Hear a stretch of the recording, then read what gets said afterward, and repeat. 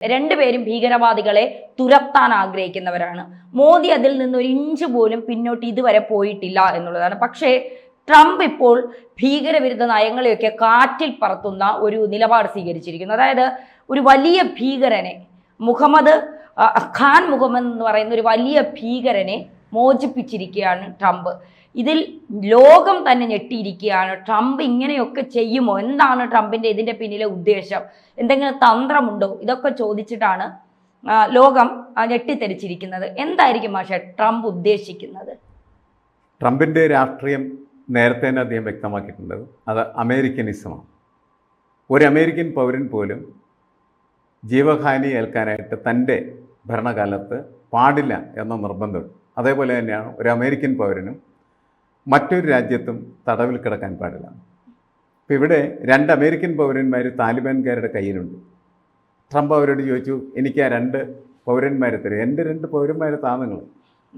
അങ്ങനെ ചോദിച്ച സമയത്ത് മറ്റൊരു പറഞ്ഞ കാര്യം എന്ന് വെച്ചാൽ 2 അല്ല, ഞങ്ങളുടെ കയ്യിൽ എന്തെങ്കിലും തരാം, പക്ഷേ ഒരു കണ്ടീഷൻ ഉണ്ട്, ഞങ്ങളുടെ ചില ആളുകളെ അവിടെ നിന്ന് മോചിപ്പിക്കണം. അതത്ര എളുപ്പമുള്ള കാര്യമായിരുന്നില്ല ശരിക്കും. കാരണം എന്ന് വെച്ചാൽ അവരുടെ ആവശ്യം കുറേ കൂടി ശക്തമായിരുന്നു. അവർ പറഞ്ഞ് പാകിസ്ഥാനിലും ചില താലിബാനിസ്റ്റുകൾ ജയിലിലാണ്, അതേപോലെ അമേരിക്കയിലും ജയിലിലുണ്ട്.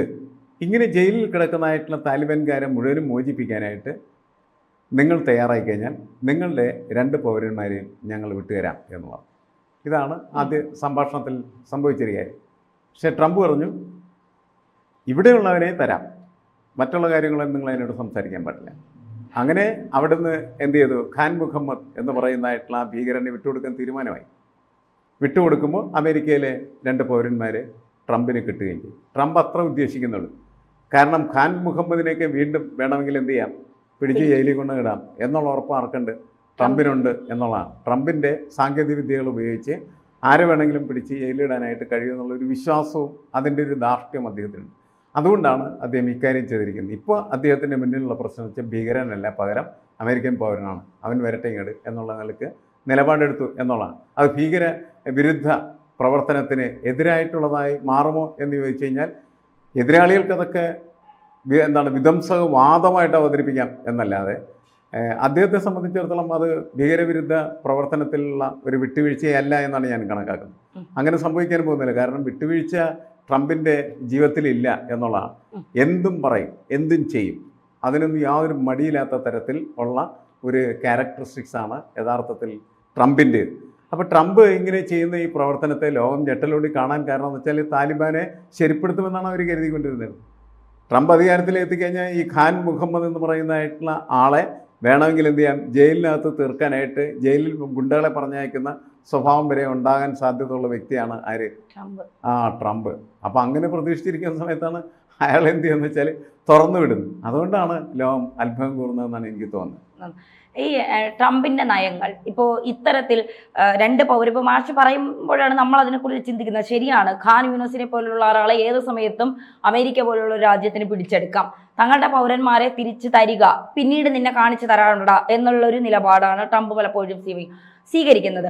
അമേരിക്ക നമ്പർ 1 അമേരിക്ക ആയിരിക്കണം, ഇതിലപ്പുറം മറ്റൊരു രാജ്യങ്ങളും ഉണ്ടാകരുത് എന്നുള്ളൊരു ചിന്ത മാത്രമാണ് അമേരിക്കയ്ക്കുള്ളത്. അതുകൊണ്ടാണ് ഇപ്പോൾ ഏകദേശം 2 ലക്ഷത്തിന് മുകളിൽ വിസ പോലും ഇല്ലാതെ നിൽക്കുന്ന ഇന്ത്യക്കാരിൽ 18,000 പേരെ ഇന്ത്യയിലേക്ക് തിരിച്ചയക്കുന്നു എന്ന് ട്രംപ് പറഞ്ഞത്. സൗഹൃദമൊക്കെ അവിടെ ഇരിക്കട്ടെ, പക്ഷേ വിസ ഇല്ലാത്ത അനധികൃത കുടിയേറ്റക്കാരെ ഞങ്ങൾ ഇവിടെ വച്ചു പൊറപ്പിക്കില്ല. ഇത്തരം നിലപാടുകൾ ഇന്ത്യ അമേരിക്കയും തമ്മിലുള്ള എൻ്റെ ഫ്രണ്ടാണ് മോദി എന്നൊക്കെ വിളിച്ച് അത്ര നയതന്ത്രപരമായൊക്കെ ഉള്ള ഒരു സൗഹൃദം ഉള്ളപ്പോൾ തന്നെ ഇത്തരം ട്രംപിന്റെ നിലപാടുകൾ ഇന്ത്യ ഏതെങ്കിലും തരത്തിൽ ബാധിക്കാനുള്ള ഒരു കാര്യമുണ്ടോ? ഏതെങ്കിലും തരത്തിൽ ഇന്ത്യ അത് ബാധിക്കും? ഇന്ത്യക്കാരെ ബാധിക്കുന്ന ഒരു പ്രശ്നമാണ് അത് ഇന്ത്യക്കാരൻ്റെ ഒരു ആശങ്കയാണ്. നമ്മൾ ഇന്ത്യക്കാർ എന്ന് പറയുകയും ഇന്ത്യക്കാരുടെ ഒരു ഭരണ സംവിധാന പ്രതിനിധി എന്ന നിലയ്ക്ക് നമ്മൾ മോദിയെ കാണുകയും മോദിയും ട്രംപും തമ്മിലുള്ളതായിട്ടുള്ള സൗഹൃദം എന്ന് പറയുന്നത് ഇന്ത്യ എന്ന് പറയുന്ന രാജ്യത്തിന് പൊതുവായിട്ട് ഉപയോഗിക്കപ്പെടും എന്ന് കരുതപ്പെടുന്ന സാഹചര്യത്തിലാണ് ട്രംപിൻ്റെ നയവുമായിട്ട് മുന്നോട്ട് പോകുന്നത്. അത് നമുക്ക് എതിരായിട്ട് വരുന്ന സമയത്താണ് നമുക്ക് ആശങ്കയുണ്ടാകും. ഇന്ത്യക്കാർക്ക് പൊതുവെ എതിരായിട്ട് വരികയാണ് ചെയ്യുന്നത്. 2 ലക്ഷത്തിലധികം പേര് അങ്ങനെ അനധികൃതം എന്ന് അദ്ദേഹം ചാപ്പയടിക്കുന്ന തരത്തിലുള്ള കുടിയേറ്റക്കാരായിട്ട് അമേരിക്കയിൽ ഇന്ത്യക്കാരെ കഴിഞ്ഞുകൂടിക്കൊണ്ടിരിക്കുകയാണ്.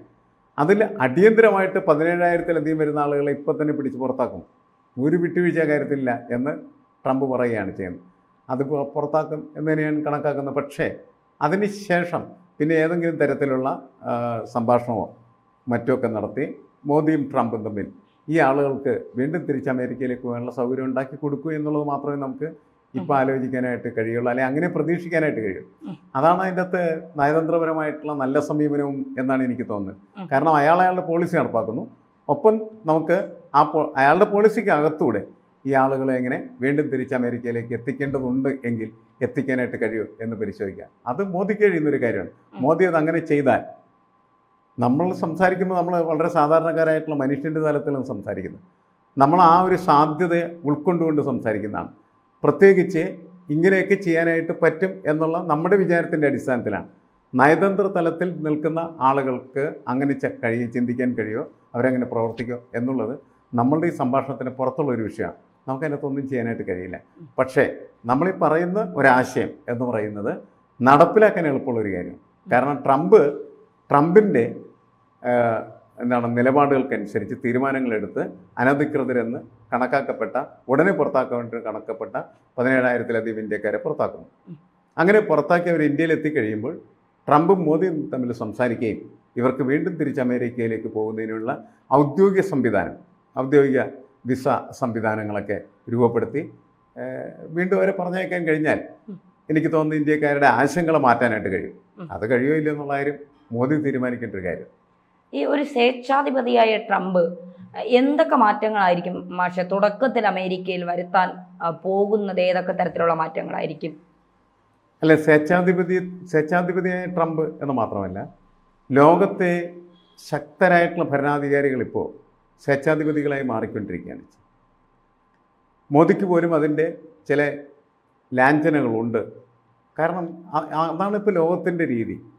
ലോകം ഏകാധിപത്യത്തിലേക്ക് നീങ്ങുകയാണ് ചെയ്യുന്നത്. ജനാധിപത്യത്തിലൂടെ തിരഞ്ഞെടുക്കപ്പെട്ട ഏകാധിപത്യ നേതാക്കളുടെ ലോകമായിട്ട് ഈ ലോകം മാറിക്കൊണ്ടിരിക്കുന്നു എന്നുള്ളതാണ് നമ്മൾ മനസ്സിലാക്കേണ്ടത്.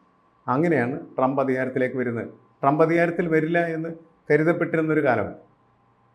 അല്ല, അമേരിക്കൻ ജനാധിപത്യത്തിൻ്റെ സ്വഭാവത്തിൽ നിന്ന് വ്യത്യസ്തമായിട്ടുള്ള രാഷ്ട്രീയ നിലപാടുകൾ എടുക്കുന്ന ഇദ്ദേഹം തീവ്രവാദപരമായ സ്വഭാവം പുലർത്തുന്ന ഒരാളായിട്ട് പോലും കണക്കാക്കപ്പെടുകയും അധികാരത്തിൽ വരില്ല എന്ന് കരുതിയിരുന്നു. പക്ഷേ അദ്ദേഹം അധികാരത്തിൽ വന്നു എന്ന് മാത്രമല്ല, വീണ്ടും അധികാരത്തിൽ വരികയാണ് ചെയ്യുന്നത്. അപ്പോൾ അങ്ങനെ വരുന്ന സമയത്ത് അയാൾ പറഞ്ഞിരുന്ന കാര്യങ്ങളെല്ലാം അയാൾ നടപ്പാക്കിക്കൊണ്ടിരിക്കുകയാണ് ചെയ്യുന്നത്.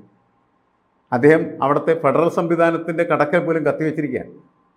ആ ഫെഡറൽ സംവിധാനത്തിൻ്റെ ഭാഗമായിട്ട് നിലനിൽക്കുന്ന എല്ലാ സംസ്ഥാനങ്ങളും ട്രംപിനോട് പറഞ്ഞിരിക്കുന്നത് അദ്ദേഹം ഇപ്പോൾ നടപ്പിലാക്കിയ ഒരു നയം പിൻവലിക്കണം എന്നാണ് പറഞ്ഞത്. അതായത് ജന്മം കൊണ്ട് പൗരത്വം കിട്ടുന്ന ഒരു സംവിധാനം നിലവിലുണ്ടായിരുന്നു. അമേരിക്കയിൽ ജനിച്ചാൽ നിങ്ങൾക്ക് അമേരിക്കൻ പൗരനായിട്ട് മാറാം. ട്രംപ് പറഞ്ഞാൽ അതൊന്നും പറ്റില്ല, അത് പറ്റേയില്ല എന്ന് പറഞ്ഞ് അതിശക്തമായിട്ട് അതിനെ എതിർക്കുകയും അദ്ദേഹം അതിൻ്റെ എക്സിക്യൂട്ടീവ് ഓർഡറിൽ ഒപ്പിട്ട് കഴിഞ്ഞു.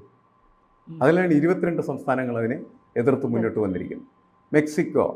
മെക്സിക്കോയായിട്ട് യാതൊരു വിധമായിട്ടുള്ള സഹവർത്തിത്വം വേണ്ട, അടക്കട വേലി എന്ന് പറഞ്ഞിട്ട് അവിടെ വേലി ഇടാൻ തീരുമാനിച്ചിരിക്കുകയാണ്. മെക്സിക്കോയുടെ അതിർത്തി കൊട്ടി അടക്കും. കാരണം പലതരത്തിലുള്ള പ്രശ്നങ്ങൾ അമേരിക്കയ്ക്ക് ഉണ്ടായിക്കൊണ്ടിരിക്കുന്ന ഒരു സമീപസ്ഥ രാജ്യമാണ് മെക്സിക്കോ എന്ന് പറഞ്ഞിട്ട് ആ നിലപാടെടുക്കും. അതുപോലെ തന്നെ വളരെ രൂക്ഷമായിട്ടുള്ള രീതിയിൽ എടുക്കുന്ന മറ്റൊരു നിലപാടെന്ന് പറയുന്നത് ചൈനയ്ക്കെതിരെയും അതേപോലെ കാനഡയ്ക്കെതിരെയും എടുക്കുന്ന നിലപാടാണ്.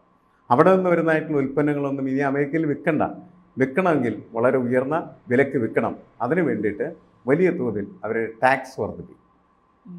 അപ്പോൾ ചൈനയ്ക്കെതിരെ നിലപാടെടുക്കുന്നു, അതേപോലെ തന്നെ കാനഡയ്ക്കെതിരെ നിലപാടെടുക്കുന്നു. ആർക്കെതിരെ അദ്ദേഹം പിന്തുടരുന്നതായിട്ടുള്ള നയത്തിന് അനുസൃതമായിട്ടുള്ള നിലപാടുകൾ വരികയാണ് ചെയ്യുന്നത്.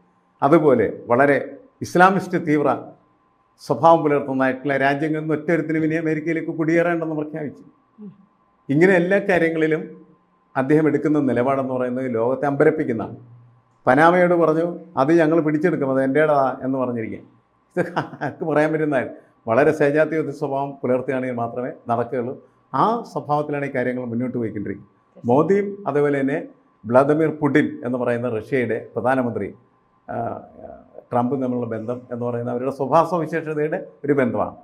ആ ബന്ധം ഉപയോഗിച്ച് എന്തെങ്കിലും നേട്ടം നമുക്കുണ്ടാക്കാൻ പറ്റുമെന്ന് മാത്രമാണ് ഇന്ത്യക്കാർ നോക്കേണ്ട കാര്യമുള്ളൂ എന്നാണ് എനിക്ക് തോന്നുന്നത്.